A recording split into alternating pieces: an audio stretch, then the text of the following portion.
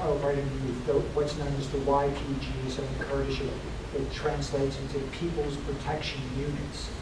And these are local units that have been formed by the Kurds in Kobani, and actually they're throughout the region, but especially in Kobani. And these are the units, several hundred strong, so they're outnumbered by the forces of ISIL. But they have been putting up a hell of a fight in Kobani for the past month. And and again, should we support them? Because again, they are linked to the PYD, which Turkey sees as a terrorist organization. But the YPG, they're the only ones really fighting ISIL up in the north, near the Turkish border. And you may have just seen that the question is, does the United States supply arms, medical supplies, relief to the YPG units in Kobani? And this has been the problem, when Turkey says, if you do that, you are helping our enemy. And basically Turkey, really until 2 days ago, had been refusing to help Kobani. Now what we've been reading, they've allowed the United States, I think in the past day, the United States has 3 airdrops of equipment, well, medical supplies, arms, munitions, to the People's Protection Units in Syria. But from what I'm reading, this is not American equipment.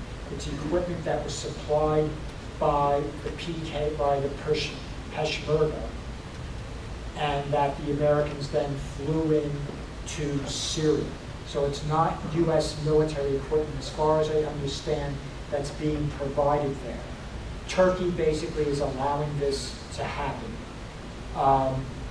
Turkey is also now allowing Peshmerga volunteers to cross the border, to come through Turkey into Syria to help lift the siege at Kobani, but the Turks themselves have refused to get involved on the ground. From the Turkish perspective, their fear is that what they see now, and again, everyone has an agenda, a political agenda here. And what the Turks see, if we intervene in Kobani, we save the YPG/PYD, we are helping the Kurds, who may, in the future, turn their arms against us. And we don't want to do that. So they basically figure, well, let ILSA degrade the military forces, if not destroy the military forces of the PYD, and then we'll move in later and take care of this. But Turkey also has been playing a double game. And again, this is very disturbing. As I'm reading about what's happening in Turkey, you can go into Istanbul, and there are actually shops there that have been selling flags and souvenirs of the Islamic State in Istanbul.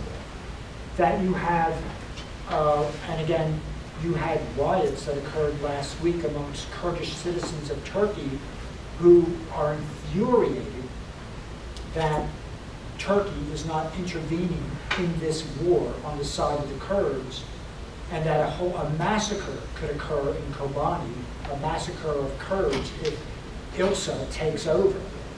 And a couple of dozen Kurds were killed in these demonstrations in Turkey. And Turkey's basically saying, we're not going to allow Turkish Kurds to cross the border, we're going to allow Peshmerga from Iraq to cross the border to help out Kobani. So, I mean, the Turkish government has been playing a very cynical game itself.